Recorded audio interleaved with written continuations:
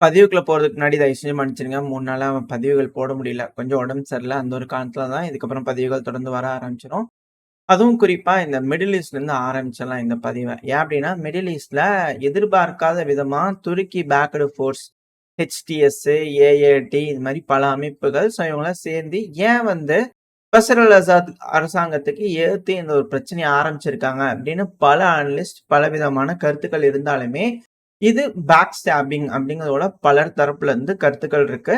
அதுவும் குறிப்பா இந்த ரஷ்யன் அனலிஸ்ட் அந்த சைடுல இருப்பாங்க இல்லையா? அது பேஸ் பண்ண ப்ரோ ரஷ்யன், ப்ரோ ஈரான் இவங்க தரப்புல இருந்து துருக்கி வந்து பேக் ஸ்டாப் பண்ணிட்டேன்றாங்க. ஆனா ரஷ்யாவா இருக்கட்டும், ஈரானா இருக்கட்டும், இப்போ வரைக்கும் பிரஸ் ஸ்டேட்மெண்ட்ல அவங்க பேசும்போது கிளியரா ஒரு விஷயம் தெரியுது.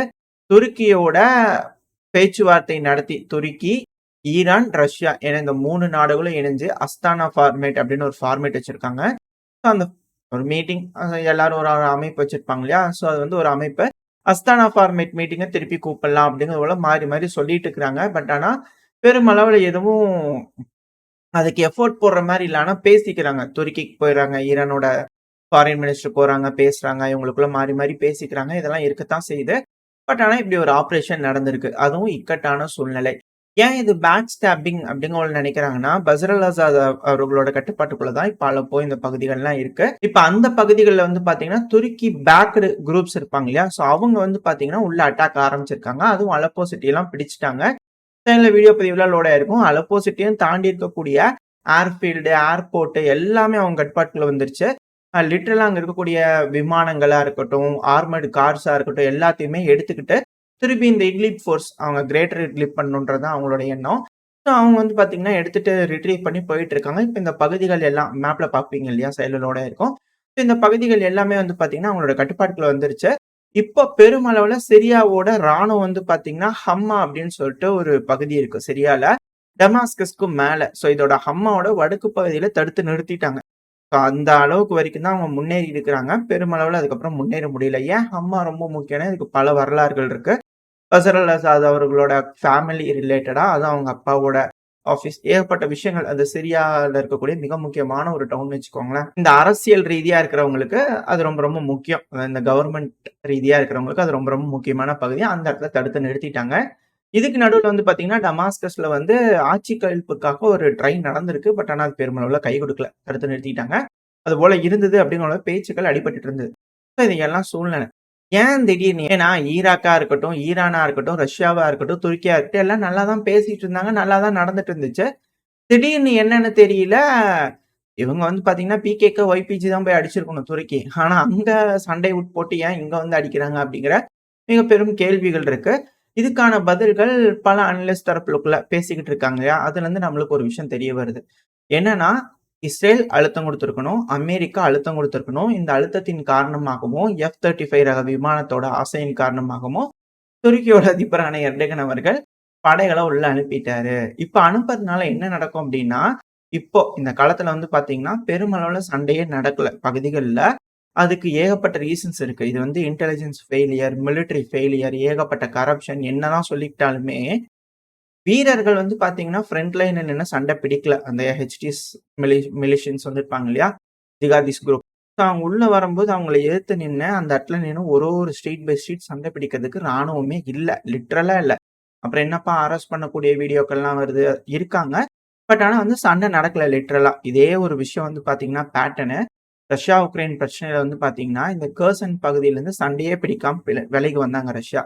2வது மேல இருக்கக்கூடிய கர்கிவ் பகுதிகளா இருக்கட்டும், இந்த பகுதி கீவ் பகுதிகளா இருக்கட்டும், அங்கலாம் வந்து பார்த்தீங்கன்னா, சண்டையே பிடிக்காம ரஷ்யா விலகி வந்தாங்க.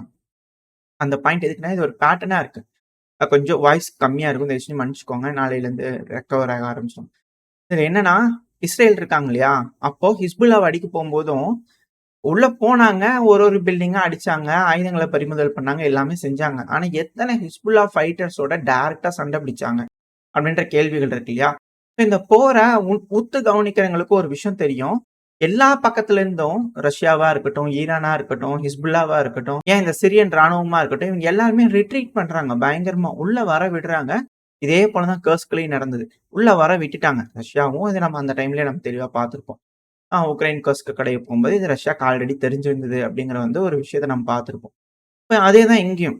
ஆக்சுவலா துருக்கியோட அதிபர் வந்து பார்த்தீங்கன்னா, சில நாட்களுக்கு முன்னாடி தான் புட்டின் அவர்களுக்கு வந்து கால் பண்ணி பேசிக்கிறார் ரஷ்ய அதிபரான விளாடிமிர் புட்டின் அவர்களுக்கு. காரணம் என்னன்னா, இங்க சிரியா வந்து புரொடெக்ட் பண்ணிட்டு இருக்கிறது ஈரான், அதுக்கப்புறம் பஷர் அல் அசாத் அவர்கள், அதாவது அவர்களோட கவர்ன்மென்ட். இவர புரொடெக்ட் பண்றது ஈரானு, 2வது ரஷ்யா. இவங்க எல்லாருமே இங்க இருக்கும்போது ஏதோ ஒரு பிரச்சனை நடக்குதுன்னா, முன்கூட்டியே ஒரு இன்ஃபர்மேஷன் குடுப்பாங்க இல்லையா? ஸோ அப்படி குடுக்கும்போது, மிக பெருமளவுல பின்வாங்கி வந்துட்டாங்களா? அப்படின்ற கேள்விகள் இருக்கு. விஷயம். உள்ள வர விட்டுட்டு அதுக்கப்புறம் அடிச்சுக்கிறாங்களா? அடிக்கிறதுக்கு ட்ரை பண்ணலாமா? அப்படின்ற கேள்விகள் இருக்கு. அந்த மாரி ஏதாவது திட்டம் போட்டிருக்கலாம். ஏன்னா, பெருமளவுல வீரர்கள இறக்க வேணாம். இப்போ ஒரு ஏன்னா 15,000 ஜிஹாதிஸ்ட் ஃபைட்டர்ஸ் வந்து பார்த்தீங்கன்னா, இந்த ஆப்பரேஷன்ல இன்வால்வ் ஆயிருக்காங்க. அப்படிங்கிறது போல கணிப்புகள் வந்துகிட்டு இருக்கு. ஸோ இனிஷியலா துருக்கி பேக்ல இருக்கக்கூடிய ஜிஹாதிஸ்ட் ஃபோர்ஸ் வந்து பார்த்தீங்கன்னா, மிக பெருமளவுல ட்ரெயின் ஆகுறாங்க. அது HTS நெறைய அமைப்புகள் இருக்கு. ஸோ அந்த அமைப்புகள்லாம் வந்து பார்த்தீங்கன்னா, பெருமளவுல ட்ரெயின் ஆகுறாங்க. உள்ள வந்து சிரியாக்குள்ள இன்ஃபில்ட்ரேட் ஆகுறாங்க. அப்படி இன்ஃபில்ட்ரேட் ஆகும்போது அலப்போக்குள்ளலாம் வந்து பார்த்தீங்கன்னா, இந்த ஆப்பரேஷன் ஆரம்பிக்கிறதுக்கு முன்னாடியே, உள்ள போய் ஸ்லீப்பர் செல்ஸா இருந்திருக்காங்க. எப்போ அலப்போ சிட்டிக்குள்ள வர ஆரம்பிக்கிறாங்களோ வீரர்கள், அந்த HTS இருக்காங்க இல்லையா? ஸோ வர ஆரம்பிக்கிறாங்களோ, அந்த டைம்ல அலப்போக்குள்ள இருந்து ஒரு சண்டைய ஆரம்பிக்கலாம். ஸோ அப்படி ஆரம்பிக்கும்போது பெருமளவுல வந்து வெற்றி கிடைக்கும் அப்படிங்கிறது போல பெருமளவுல திட்டம்லாம் வச்சிருந்துருக்காங்க. HTSலாம் வெல் ட்ரெயின்டு, வெல் பிளான்ட் தான். இதுல என்ன ஒரு ஆச்சரியம்னா, இந்த பிரச்சனை ஆரம்பிச்ச சில நாட்கள்லயே அலப்போலாம் ஃபுல்லா கண்ட்ரோல் வந்துருச்சு. இந்த மேப்ல நீங்க பார்த்தீங்கனாலே தெரியும். பெருமளவுல முன்னேறி வந்துட்டாங்க. எப்படி சாத்தியம்? அந்த இடத்துல பெருமளவு சண்டை நடந்து தடுத்து நிறுத்தியிருந்தா தான் ஸ்லோவா இருக்கும். வீரர்கள் இழப்பு இருந்திருப்பாங்க. ஏதாவது நடந்திருக்கும். இப்ப வந்து பார்த்தீங்கன்னா, பெருமளவுல வந்து பார்த்தீங்கன்னா, அவங்க உள்ள வந்து பகுதிகள பிடிச்சுக்கிட்டாங்க. பட் ஆனா, ரஷ்யா அதுக்கப்புறம் பயங்கரமான மாஸ் ரைட் நடத்தியிருக்கிறாங்க. ஏர் ரைட் நடத்தியிருக்கிறாங்க. இதனால ஏகப்பட்ட இழப்புகள் நடந்திருக்கு. இதே போல ஒரு கான்சிக்வென்சஸ் வந்து பார்த்தீங்கன்னா, அது ஆக்சுவலா அது பயங்கரமான இழப்புகள். நம்ம எப்படி இத கம்பேர் பண்ணலாம்னா, கர்ஸ்க் பகுதியில ரஷ்யாவோட வீரர்கள்லாம் ட்ரக் லைனா நின்றுருக்கும். அத நம்ம காட்ட கிடையாது. அதுக்கு சொல்ல வரேன். ஒரு ட்ரக் லைனா நின்றுருக்கும். அந்த இடத்துல வந்து பார்த்தீங்கன்னா, உக்ரைனோட வீரர்கள் அட்டாக் பண்ணும்போது ரீஇன்ஃபோர்ஸ்மென்ட் வரும்போது தெரிஞ்சுக்கிட்டு, வீடியோ ஷேர் ஆகும்போது தெரிஞ்சுக்கிட்டு, அது மேல அட்டாக் பண்ணாங்க. இதனால ஏகப்பட்ட இழப்புகள் கருகி போயிருக்கும் அந்த வேன்லாம். அத விட பயங்கரமான இழப்புகள் இப்ப இந்த HTS இவங்களுக்கெல்லாம் நடந்திருக்கு. ஒரு 100லேருந்து 150 பேத்துக்கிட்ட கேஷுவாலிட்டீஸ் ஒரு சின்ன ஸ்ட்ரைக்ல நடந்திருக்கலாம் அப்படிங்கிற சின்னதில்ல பெரிய ஸ்ட்ரைக் தான். இது போல ஒரு ஸ்ட்ரைக்ல நடந்திருக்கலாம் அப்படிங்கிற சொல்றாங்க. இதுல மிக பெரும் பிரச்சனை என்னன்னா, இந்த காசால வந்து ஹாஸ்பிட்டல்லாம் அடிச்சாங்க. அப்பலாம் எல்லாம் பெரிய விஷயமா பேசியிருந்தாங்க. இந்தோனேஷியா ஹாஸ்பிட்டல் அது இதுன்னு சொல்லிட்டு. ஆனா, இப்ப இந்த சிரியால அந்த இட்லிப் பகுதி, அதுவும் சிரியாவோட ஒரு பகுதி தான். பட் ஆனா, அவங்க தனி நாடு அப்படிங்கிற ஒரு கோரிக்கை இருக்கு. அது துருக்கி கட்டுப்பாட்டுக்குள்ள பாதுகாப்பு குடுக்கக்கூடிய பகுதிகளுக்குள்ள அது வருது. இட்லிப்ங்கிறது. இப்ப அங்க ஒரு ஆஸ்பத்திரி கூட இல்ல. பயங்கரமான அட்டாக். அந்த சிட்டி சென்டர்ல இருக்கக்கூடிய ஹாஸ்பிட்டல்லாம் சரிச்சு விட்டுட்டாங்க. அந்த அளவுக்கு ஏர் ஸ்ட்ரைக் ரஷ்ய தரப்புலருந்து நடத்துறாங்க.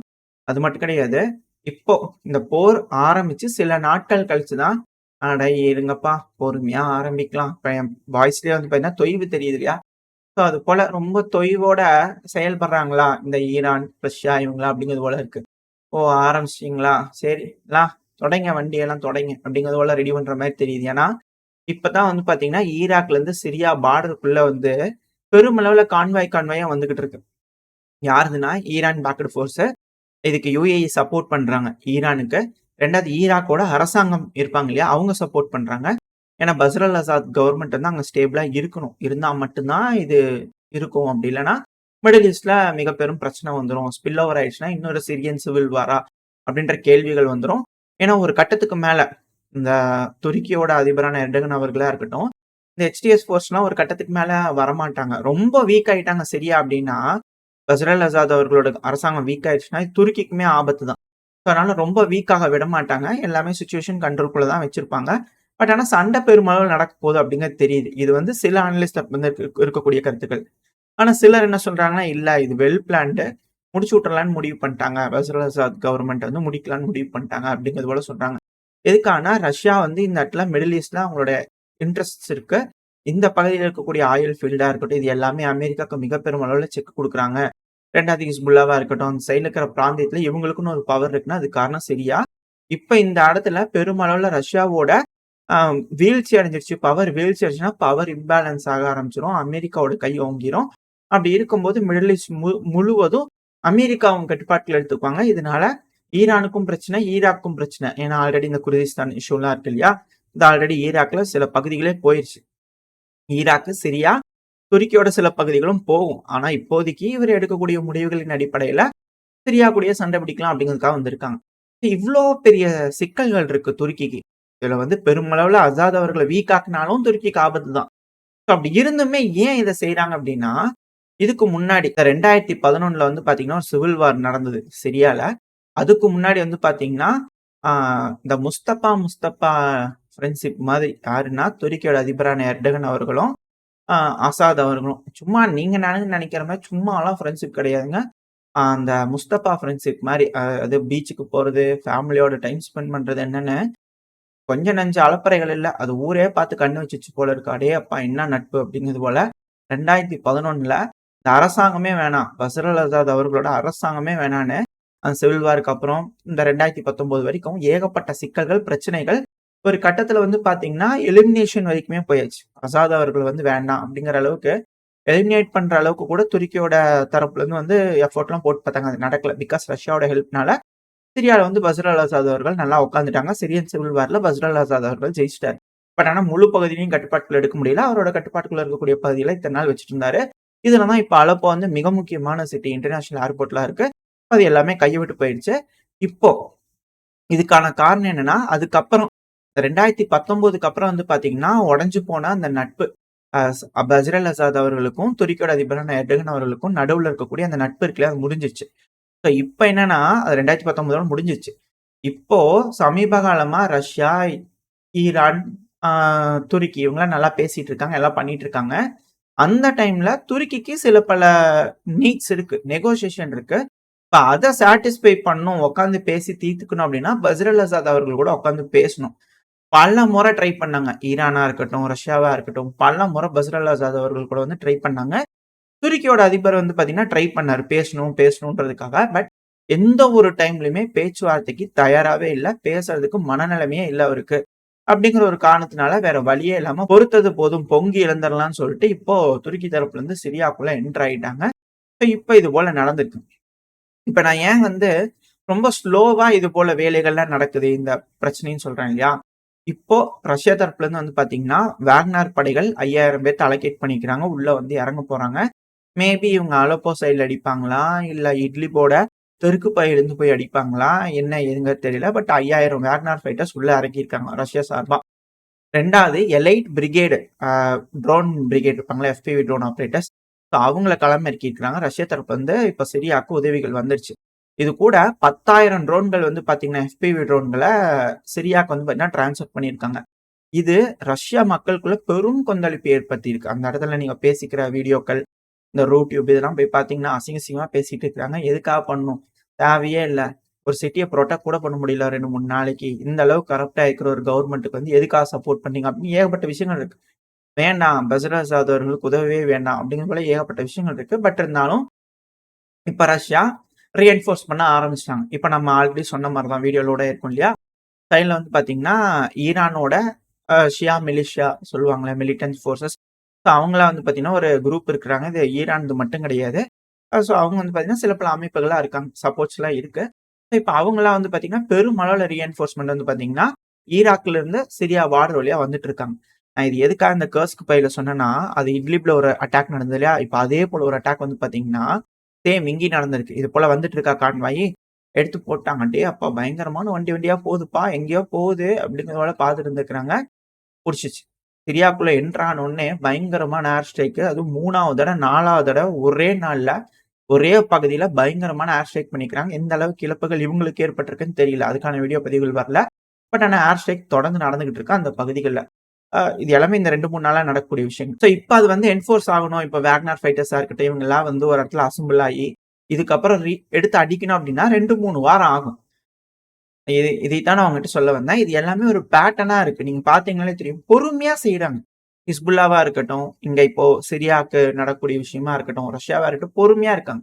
தலவாழை இலைய விரிச்சு, முதல்ல தண்ணி தெளிச்சு, அப்புறம் எல்லாம் கிளீன் பண்ணி, அப்புறம் உப்பு வச்சு, ஊறுகாய் வச்சு தாங்க சாப்பாட வந்து நம்ம ஆரம்பிக்கணும் மீல்ஸ. எடுத்தோனே தயிர் சாப்பாடு சாப்பிடக்கூடாது. அப்படிங்கிறது போல இந்த ரஷ்யா, உக்ரைன் பிரச்சனையிலருந்து எல்லாம் பாடம் கத்துக்கிட்டாங்க. ஸோ முதல்ல ட்ரூப்ஸ வேஸ்ட் பண்ணக்கூடாது. அங்க நின்னு டிஃபெண்ட் பண்ணவே வேணாம். நம்மளுக்கு எந்த இடத்துல வந்து பார்த்தீங்கன்னா, 15,000 வீரர்கள் உள்ள களமிறக்கியிருக்காங்க. கண்டிப்பா அக்ரெசிவா தான் இருப்பாங்க. அவங்களுக்கு வேணுங்கிற எல்லா சப்போர்ட், எல்லா ட்ரெய்னிங் எல்லாமே இருக்கும். ஸோ அவங்க வரட்டும், உள்ள வரட்டும். ஸோ அதனால நம்ம ரிலையபிள் பொசிஷனுக்கு பின்வாங்கிக்கலாம் அப்படிங்கிற முடிவெடுத்து, சிரியாவோட ராணுவ வீரர்கள் பின்வாங்கியிருக்காங்க. ஸோ பின்வாங்கினதுக்கு அப்புறம் இவங்க வந்து பார்த்தீங்கன்னா ஈஸியா முன்னேறி வந்து பிடிச்சாச்சு. இப்ப இவங்களுக்கு சப்ளை லைன் வேணும். பெருமளவுல ஓடிடலாம். அதாவது எப்படி சொல்றது?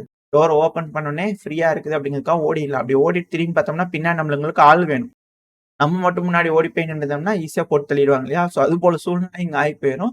ஸோ அந்த ஒரு காரணத்தினால இப்ப அப்படித்தான். இந்த ஹமாக்கோட வடக்கு பகுதியில வந்து பார்த்தீங்கன்னா, சிரியாவோட ஃபோர்ஸ் வந்து பார்த்தீங்கன்னா, தடுத்து நிறுத்தியிருக்கிறாங்க. இப்போதைக்கு ஸ்டேபிள் பண்ணியிருக்காங்க சிச்சுவேஷன். பெருமளவுல அவங்க அக்ரெசிவா இருந்தவங்க ஒரு கட்டத்துக்கு மேல வர முடியாது. ஏன்னா பிடிச்ச பகுதிகள்லாம் அவங்களோட கட்டுப்பாட்டுக்குள்ள கொண்டு வந்து இதுக்கப்புறம் ட்ரென்ச் தோண்டி ரெடி பண்ணி எல்லாம் ரெடி பண்ணி ஏன்னா பெருமளவு சண்டை நடக்க போகுது. ஸோ அதுக்கெல்லாம் தயார் பண்ணணும் இல்லையா? ஸோ அதனால ஒரு பஃபர் ஜோன் மாரி இட்லிப புரொடெக்ட் பண்றதுக்காக சிரியாக்குள்ளேயே சண்டை வச்சுக்கலாம்னு ஒரு பஃபர் ஜோன ஓப்பன் பண்ணி விட்டுருக்காங்க. இப்ப இது வந்துருச்சு. இந்த சைடு வந்துருச்சு. இதுக்கப்புறம் என்ஃபோர்ஸா எல்லாம் ரெடி பண்ணும்போது, இப்ப வரக்கூடிய தகவல்கள், உளவு தகவல்கள், போலியான தகவல்கள் தான் உறுதி செய்யப்பட்ட தகவல்கள் கிடையாது. ஸோ இந்த தகவல்கள் வந்து வரக்கூடிய அடிப்படையில என்ன சொல்ல வராங்க அப்படின்னா, டயர் எசோர்ல மிக பெரும் தாக்குதல்கள் மேபி அமெரிக்க படையிலிருந்து ஒரு சைட்ல இருந்து ஸ்டார்ட் பண்ணலாம். அமெரிக்கன் பேக்டு இருப்பாங்க இல்லையா? ஸோ அவங்க சைட்ல இருந்து ஸ்டார்ட் பண்ணலாம் அப்படிங்கிற சொல்லப்பட்டு வருது. இது எல்லாமே கூட்டா தான் செய்றாங்க. துருக்கி, அமெரிக்கா, இஸ்ரேல் இவங்கலாம் கூட்டா தான் செய்றாங்க. ஸோ இந்த டைம் இப்படி நடக்கும்போது, டயர் எசோரோட கட்டுப்பாட்ட பஸ்ரல் அசாத் அவர்களோட கவர்மெண்ட் இழக்கும்போது, மிக பெரும் சிக்கல்கள் ஏற்பட ஆரம்பிக்கும். ஏன்னா, அது மட்டும் தாங்க அந்த அந்த ஏரியா நிலப்பரப்பு என்ன பெருசா இருக்கும். அது பெரும்பாலான மெயின்டெயினே பண்ண முடியாது. ஏன்னா, டெசர்ட் ஏரியா மாரி. சின்ன சின்ன இடங்கள்ல மட்டும் தான் இது மாரி சிட்டீஸ்லாம் இருக்கும். ஸோ அதெல்லாம் கட்டுப்பாட்டுல எடுத்துட்டாங்கன்னா, பெரும்பாலான சப்ளைலாம் குடுக்க முடியாது. மத்த பயிர்லாம் வந்து எடுத்துக்குவாங்க. அந்த சிட்டி, ஆயில் ஃபீல்டு இதுதான் ரொம்ப ரொம்ப முக்கியம். ஸோ அந்த டயர் ரிசர்வ் விழுந்துருச்சுனாலே ஈஸியா மத்த பகுதிகள் எல்லாத்தையும் அமெரிக்கா பேக்ல இருக்க ட்ரூப்ஸ்னால சுத்தி வளைச்சுக்க முடியும். ஸோ இப்படி செய்யறதுனால திரும்பவும் சிரியால வந்து பார்த்தீங்கன்னா, ரஷ்யாவோட பவர குறைக்கிறதுக்காக அமெரிக்கா ட்ரை பண்ணக்கூடிய ஒரு கேம் பிளே இது. அப்படிங்கிறத சிலர் தரப்புன்னு சொல்றாங்க. இது வந்து மிடில் ஈஸ்ட்ல நடக்கக்கூடிய விஷயம். இதே டைம்ல ஜார்ஜியால மிகப்பெரிய ப்ரொடெக்ஸ்ட். பட் ஆனா ஓரளவுக்கு ரெடி பண்ணிட்டாங்க. அதாவது நாட்டோவோட அட்டாக்ஸ் அப்படிங்கிறது ரஷ்யா, உக்ரைன்ல ஸ்ட்ராங்கா இருக்கலாம். பெருமளவுல வெற்றியை நோக்கி போயிட்டாங்க. வெற்றியை அடைஞ்சிட்டாலுமே, இப்போதைக்கு ரஷ்யாவுக்கு ஒரு அழுத்தம் குடுக்கணும் அப்படின்னா, எந்தெந்த இடத்துலலாம் ரஷ்யாவுக்கு இன்ட்ரெஸ்ட் இருக்கோ, அந்தந்த இடத்துலலாம் அழுத்தங்கள் குடுக்கணும். அப்படி குடுக்கும்போது பல இடங்கள்லயும் ரஷ்யாவோட கட்டுப்பாட்டுக்குள்ள உதவி வந்து பார்த்தீங்கன்னா, பல இடங்களுக்கு கிடைக்காது. ஸோ அந்த ஒரு காரணத்தினால ரஷ்யாக்கு இது அழுத்தமா இருக்கும். உட்கார்ந்து நெகோசியேஷன் பேசும்போது, ஒருவேள ட்ரம்ப் அவர்களுக்கு ஒரு பவர் கிடைக்கலாம் அப்படின்னு யோசிக்கிறாங்க. இப்போ வந்து பார்த்தீங்கன்னா, சவுத் கொரியா எமர்ஜென்சி டிக்ளேர் பண்ணியிருக்காங்க. மேபி அந்த பக்கத்துல இருந்து ஆரம்பிக்கிறதுக்கு வாய்ப்புகள் இருக்கு. ஸோ பெருமளவுல ரெடியா இருக்கு. அதுவும் வரக்கூடிய உளவு தகவல்கள், போலியான உளவு தகவல்கள் தான் உறுதி செய்யப்பட்ட தகவல்கள் இல்ல.